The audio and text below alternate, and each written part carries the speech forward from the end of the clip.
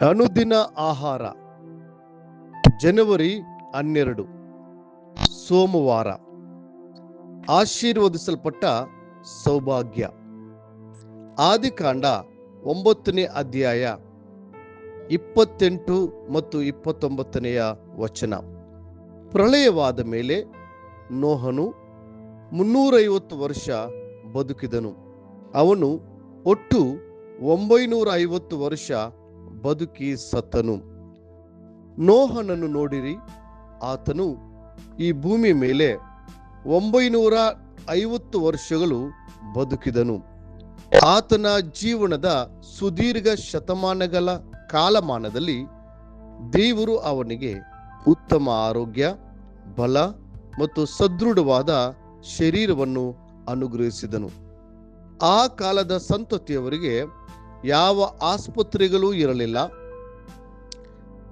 ವೈದ್ಯರೂ ಸಹ ಇರಲಿಲ್ಲ. ಆದರೂ ಕರ್ತನು ಸ್ವತಃ ನೋಹನಿಗೆ ಘನವೈದ್ಯನಾಗಿದ್ದನು. ನೋಹನಿಗೆ ಕೃಪೆ ತೋರಿಸಿದ ಅದೇ ದೇವರು ನಿಶ್ಚಯವಾಗಿ ನಿಮಗೂ ಉತ್ತಮ ಆರೋಗ್ಯ, ಬಲ ಮತ್ತು ಆಶೀರ್ವಾದದ ದೀರ್ಘಾಯುಷ್ಯನ್ನು ನೀಡುತ್ತಾನೆ. ಕರ್ತನು ಹೀಗೆ ಹೇಳಿದ್ದಾನೆ, ನನ್ನಿಂದ ನಿನ್ನ ದಿನಗಳು ಹೆಚ್ಚುವವು, ನಿನ್ನ ಆಯುಷ್ಯನ ವರ್ಷಗಳು ವೃದ್ಧಿಯಾಗುವವು. ಜ್ಞಾನೋಕ್ತಿಗಳು 9:11. ಆದುದರಿಂದ ಆತನಿಗಾಗಿ ಜೀವಿಸಿರಿ, ಕರ್ತನ ನಾಮದ ಮಹಿಮೆಗಾಗಿ ಜೀವಿಸಿರಿ. ಕೀರ್ತನೆಗಾರನು ಹೀಗೆ ಪ್ರಕಟಿಸಿದ್ದಾನೆ, ನಾನು ಸಾಯುವುದಿಲ್ಲ, ಜೀವದಿಂದೆದ್ದು ಯಾಹುವಿನ ಕ್ರಿಯೆಗಳನ್ನು ಸಾರುವೆನು. ಕೀರ್ತನೆ 118:17ನೇ ವಚನ. ನಿನ್ನ ಜೀವನ ದೇವರ ದೃಷ್ಟಿಯಲ್ಲಿ ತುಂಬಾ ಅಮೂಲ್ಯವಾಗಿದೆ. ನೀವು ಆಕಾಶದಲ್ಲಿರುವ ಪಕ್ಷಿಗಳಿಗಿಂತ ಹೆಚ್ಚಿನವರಾಗಿದ್ದೀರಿ ಮತ್ತು ಅಡವಿಯ ಹೂಗಳಿಂದ ಹೆಚ್ಚು ಸುಂದರವಾಗಿದ್ದೀರಿ. ದೇವರು ನಿಮ್ಮನ್ನು ಆತನ ಸಾರೂಪ್ಯದಲ್ಲಿ ಆತನ ಹೋಲಿಕೆಗೆ ಸರಿಯಾಗಿ ಸೃಷ್ಟಿ ಮಾಡಿದ್ದಾನೆ. ನಿಮ್ಮನ್ನು ತನ್ನ ರಕ್ತದಿಂದ ಬಿಡಿಸಿದ್ದಾನೆ ಮತ್ತು ದೈವಿಕ ಉದ್ದೇಶದಿಂದ ಭೂಮಿಯ ಮೇಲೆ ನೆಲೆಸಲು ಅನುಕೂಲ ಮಾಡಿದ್ದಾನೆ. ಈ ಲೋಕದಲ್ಲಿ ಜೀವಿಸುವಾಗ ಮಾತ್ರವೇ ಸುವಾರ್ತೆ ಸಾರುವ ಅವಕಾಶವಿದೆಯೋ? ದೇವರ ವಾಕ್ಯದಲ್ಲಿ ಹೀಗೆ ಹೇಳುತ್ತದೆ, ಸತ್ತವರು ಯಾಹುವನ್ನು ಸ್ತುತಿಸುವುದಿಲ್ಲ, ಮೌನ ಲೋಕವನ್ನು ಸೇರಿದವರಲ್ಲಿ ಯಾರೂ ಆತನನ್ನು ಕೀರ್ತಿಸುವುದಿಲ್ಲ. ಕೀರ್ತನೆ 115:17ನೇ ವಚನ. ದೇವರು ನಮಗೆ ಕಲಿಸಿಕೊಟ್ಟು ಕೆಸರಿನಿಂದ ಮೇಲಕ್ಕೆ ಎಬ್ಬಿಸಿ ಕಲ್ವಾರಿ ರಕ್ತದಿಂದ ಶುದ್ಧಿ ಮಾಡಿ ತನ್ನ ಮಕ್ಕಳನ್ನಾಗಿ ಮಾಡಿಕೊಂಡನು.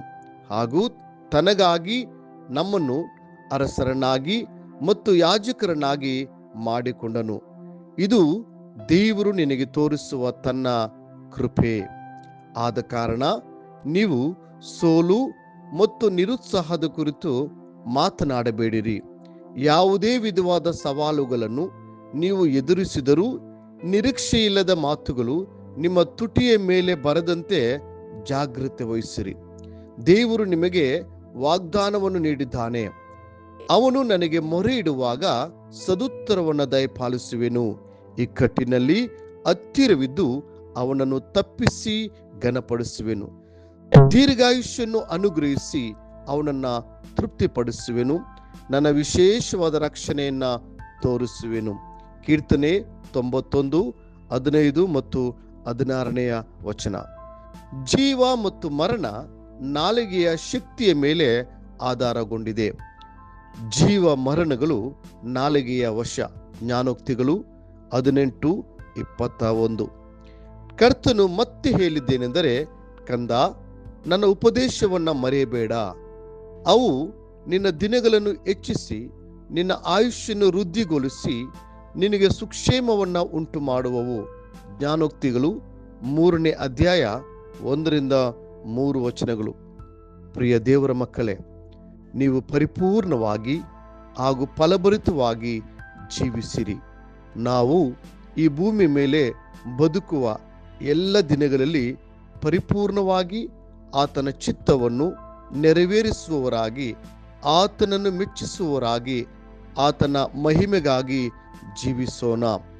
ನಮ್ಮ ಜೀವನವು ನೂತನ ಶಕ್ತಿಯನ್ನು ಪಡೆದುಕೊಂಡಿರುವ ಹದ್ದಿನ ಹಾಗೆ ಇರಬೇಕು.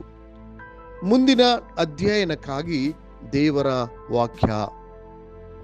ನಿನ್ನ ಜೀವವನ್ನು ನಾಶದಿಂದ ತಪ್ಪಿಸುವವನು, ಪ್ರೀತಿ ಕೃಪೆಗಳೆಂಬ ಕಿರೀಟದಿಂದ ನಿನ್ನನ್ನು ಶೃಂಗರಿಸುವವನು ಆಗಿದ್ದಾನೆ. ಶ್ರೇಷ್ಠ ವರಗಳಿಂದ ನಿನ್ನ ಆಶೆಯನ್ನು ಪೂರ್ತಿಗೊಳಿಸುತ್ತಾನೆ. ಹದ್ದಿಗೆ ಬರುವಂತೆಯೇ ನಿನಗೆ ಯೌವನವನ್ನ ಬರಮಾಡುತ್ತಾನೆ. ಕೀರ್ತನೆ 103 4-5 ವಚನಗಳು. ಈ ದಿನ ಓದುವ ದೇವರ ವಾಕ್ಯದ ಭಾಗ ಮುಂಜಾನೆ ಆದಿಕಾಂಡ 29 ಮತ್ತು 30 ವಚನಗಳು. ಸಂಜೆ ಮತ್ತಾಯನ ಬಡಿಸುವ ವಾರ್ತೆ 9ನೇ ಅಧ್ಯಾಯ 1-17 ವಚನಗಳು. ಕರ್ತನು ತಾನೇ ನಿಮ್ಮನ್ನ ಆಶೀರ್ವದಿಸಿ ನಡೆಸಲಿ.